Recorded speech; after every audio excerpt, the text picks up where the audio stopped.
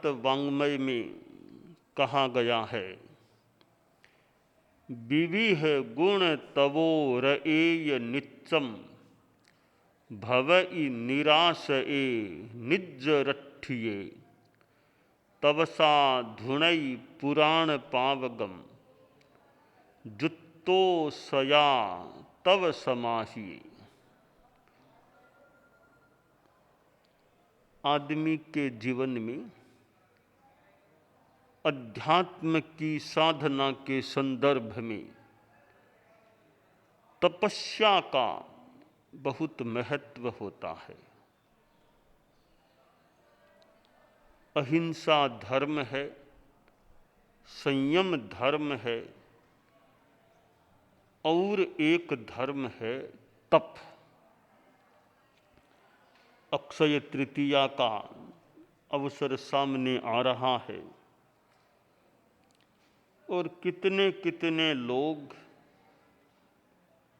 वर्षी तप की आराधना साधना करते हैं और कितने लोगों का वर्षी तप अक्षय तृतीया के दिन संपन्नता को प्राप्त होता है। वह भी एक तप का प्रकार है। एक दिन भोजन करना और एक दिन नहीं करना, उपवास पालना इस रूप में एक सामान्य विधि है वर्षी तप की। तपस्या के द्वारा पूर्व अर्जित कर्मों की निर्जरा होती है। यथा सुवर्णस्य शुचिस्वरूपम दीप्तः कृशानुः प्रकटीकरोति तथात्मनः कर्म रजो निहत्य ज्योतिस्तपस्तद विशदीकरोति। जैसे स्वर्ण का स्वरूप अग्नि के द्वारा प्रकट हो जाता है, वैसे आत्मा के कर्म, उनकी जो रजें कर्म रजें हैं, कर्म रूपी रजें, उनका प्रक्षालन कर शोधन कर तपस्या आत्मा को निखार की ओर ले जाती है, आत्मा को निर्मल बना डालती है।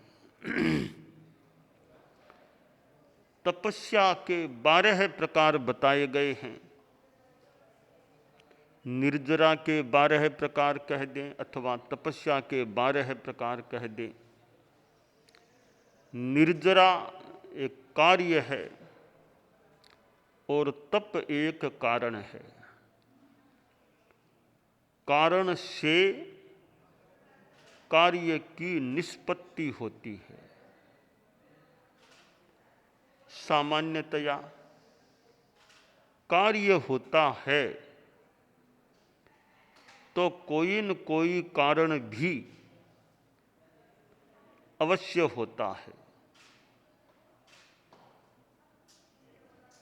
घड़ा बना है तो कोई कारण भी है, मिट्टी कारण है, कुंभकार भी एक कारण है और भी साधन भी कारण बन जाते हैं। तो तपस्या एक कारण है और निर्जरा उसका कार्य है। 12 भेद निर्जरा के भी कहे जा सकते हैं और तपस्या के भी मूलतः तपस्या के हैं। कारण और कार्य में एकता का उपचार करने से तप के 12 प्रकार, निर्जरा के भी 12 प्रकार बन जाते हैं। अनशन, उपवास आदि तप करना, यह अनशन एक निर्जरा का तप का प्रकार है। उनोदरी भी तप का प्रकार है। खाने में कमी रखना, पौरुषी आदि कर लेना, तो उनोदरी भी एक अनाहार की साधना है। यों बाह्य तप 6 हैं, आभ्यंतर तप 6 हैं। अनाहार का तप है, उसके द्वारा शरीर भी कृश बन जाता है, स्थूल शरीर। और मुख्य बात यह होनी चाहिए कि कर्म शरीर कमजोर पड़े। इंद्रियाणि कसा एये गारवे ये किसे कुरु नो वयम ते प्रशंसामो किसम साहु शरीर गम। हम इंद्रियों को कृश संयमित करें, कसायों को कृश करें, गौरवों को कृश करें। केवल शरीर को कृश कर भी दिया परंतु कसाय कृश नहीं हुआ तो कोई विशेष महत्व की बात नहीं हो जाती। और जो साधु, जो साधक कसायों को कमजोर कर देता है वह अपने गंतव्य की ओर, मंजिल की ओर अग्रसर हो जाता है। शिष्य गुरु के पास जाता, तपस्या कर रहा था, उपवास किया, बेला किया, तेला किया, चोला किया, पंचोला किया, शरीर को कृश करता जा रहा था। आचार्य तपस्या का प्रत्याख्यान कराते और साथ में यह भी फरमाते रहते, पतली पाड़, यानी पतला करो, पतला करो, पतली पाड़, पतली पाड़, पतला करो, पतला करो। शिष्य ने सोचा ये आचार्य श्री बार बार क्या एक बात को रटते हैं, पतली पाड़, पतली पाड़, कितनी बार कह दिया पतली पाड़, पतली पाड़। अगले रोज गया कि आगे तपस्या का प्रत्याख्यान, तपस्या का प्रत्याख्यान करा दिया, फिर वही वाक्य, पतली पाड़, पतली पाड़। अब शिष्य को गुस्सा आ गया, उत्तेजित हो गया और अपनी चितली अंगुली को खींचा, वो टूट गई। इतना तो पतला कर दिया और क्या पतला करूं। आचार्य ने कहा इसको पतली पाड़, ये जो कसाय है, गुस्सा है, इसको पतला करो। अंगुली तो पतली हो गई, शरीर पतला हो गया, इस कसाय को पतला करो। बहुत महत्वपूर्ण साधना होती है अपने कसायों को पतला कर देना। भगवान महावीर ने कितनी तपस्या की, कितनी अनाहार की साधना की, और इस महावीर के जीवन में ही नहीं पिछले जन्मों में भी साधना की थी। कठोर तप किया था, लंबा तप किया था। भगवान महावीर के 27 भवों का वर्णन प्राप्त होता है और 25वां भव नंदन राजर्षि का भव, और उस भव में तो लाखों मास खमन, कितने 11 लाख से ज्यादा, यानी काफी लाखों मास खमन तप से वो पालना करते थे। महावीर के भव में साधिक 12.5 वर्षों के काल में भी कितना अनाहार का तप किया था। तो एक तपह साधक भगवान महावीर थे और अभ्यंतर तप भी उनका, ध्यान आदि की जो भी उनकी साधना थी, उस रूप में भी कितना तप था। वर्षी तप का प्रसंग सामने आ रहा है और वर्षी तप करने वाले तपस्या करते हैं और साथ में उनकी भी, हम सब की भी, वो कसाय के अल्पीकरण की भी साधना चलती रहे।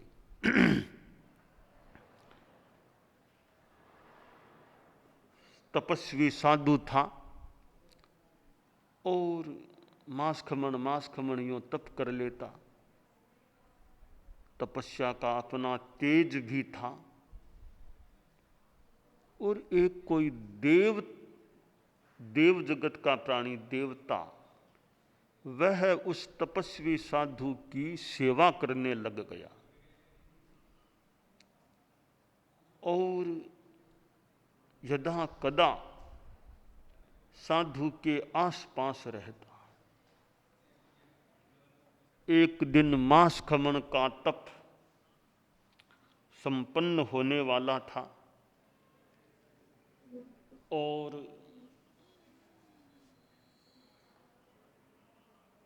भिक्षा के लिए साधु गया। मार्ग में संकड़ा रास्ता आ गया, छोटी सी गली, उसमें से साधु जा रहा था।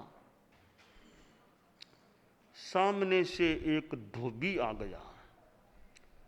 कपड़ों का गट्ठर धोबी के पास था और साधु और धोबी दोनों टकरा गए। साधु को गुस्सा आ गया कि मेरे लगा दी। साधु बोला, अरे अंधे हो क्या, तुम्हें दिखता नहीं, मेरे लगा दी। तो धोबी बोला, मैं अंधा हूं, तुम्हारे तो आंखें थी, तुम क्यों अड़े मेरे, तुम ध्यान रखते, क्यों घुसे गली में, थोड़े बाद में आ जाते। साधु का गुस्सा और वो आग प्रज्वलित हो गई, दोनों आपस में गुत्थम गुत्था हो गए। और धोबी तो हट्टा कट्टा था, साधु तो दुबला पतला भूखा था। साधु को नीचे गिरा दिया, धोबी उसके ऊपर बैठ गया। 2-4 लगाई साधु के, फिर धोबी चला गया। अब वो तपस्वी साधु उठा, बड़ा मन में कष्ट भी था कि मेरे साथ ऐसा व्यवहार हुआ। आखिर गांव में भिक्षा के लिए गया, गोचरी की पालना लिया, फिर अपने उपाश्रय में आया। उपाश्रय में आया तब वह देवता वहां हाजिर हुआ कि मथेणबंदा में तपस्वी महाराज। साधु ने कहा, रे इतनी देर तुम कहां थे? उस धोबी ने मेरे साथ ऐसा व्यवहार किया, तुम कहां गए थे? देवता बोला, मैं तो गांव में ही गया था, वहां एक नाटक देखने लग गया।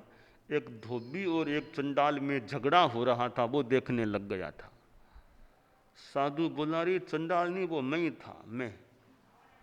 देवता बोला, आप कहाँ थे? आप तो महान तपस्वी संत हैं। कि नहीं, मैं ही था। कि आपने आप में गुस्सा रूपी चंडाल घुस गया था, आप चंडाल बन गए थे। तो चंडाल और धोबी में झगड़ा हो रहा था।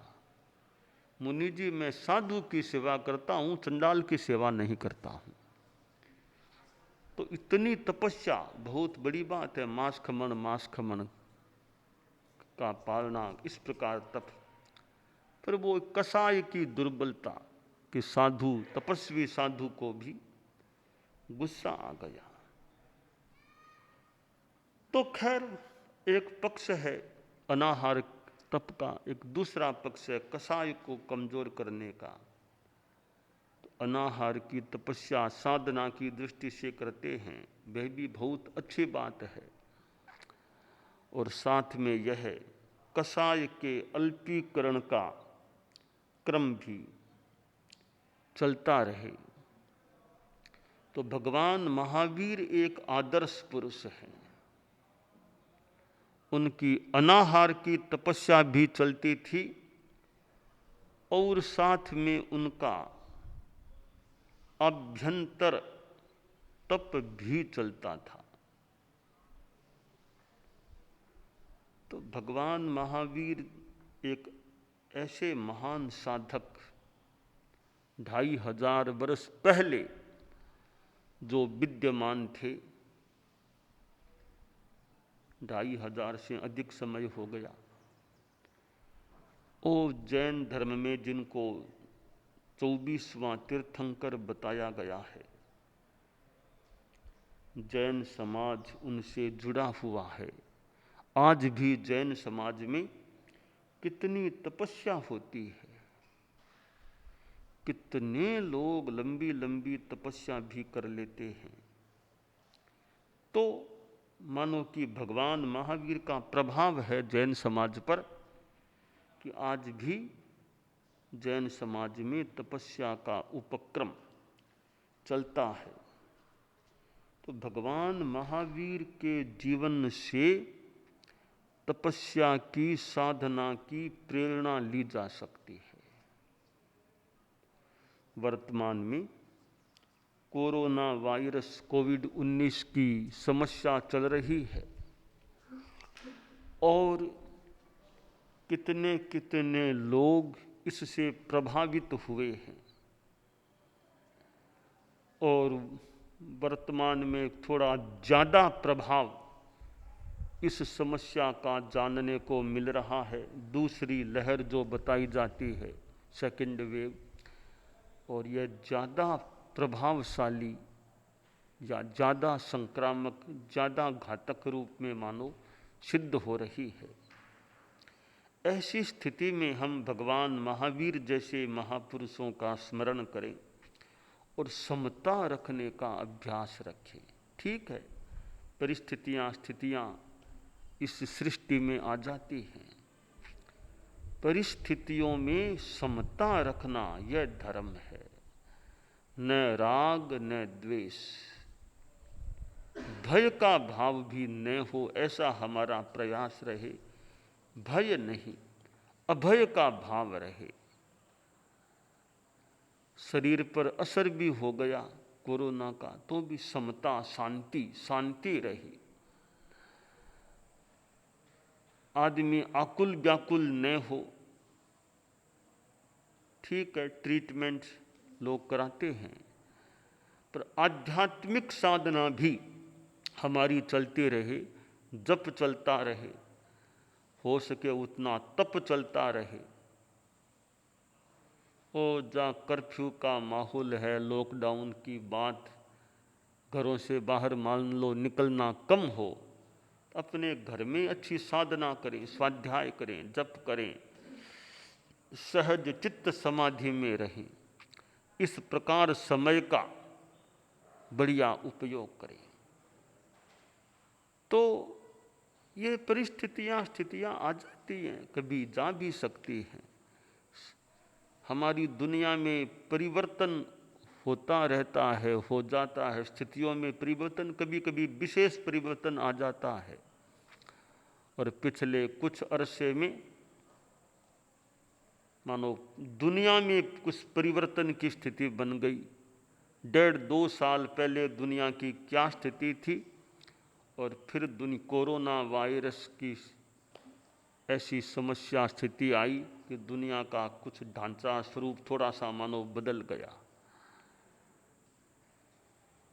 तो यह विश्व की एक जो समस्या है, कहीं कम कहीं ज़्यादा, जैसे भी है, तो भारत में प्रभाव है भी कोरोना का, तो उसमें भी समता भाव, अभय का भाव बना रहे। जप का आलम्बन, चैता भार हम वासम चक्रवट्टी महिद्धि ओ, संति संति करे लो ए पत्तो गई मनुत्तरम। चैता भार हम वासम चक्रवट्टी महिद्धि ओ, संति संति करे लो ए पत्तो गई मनुत्तरम।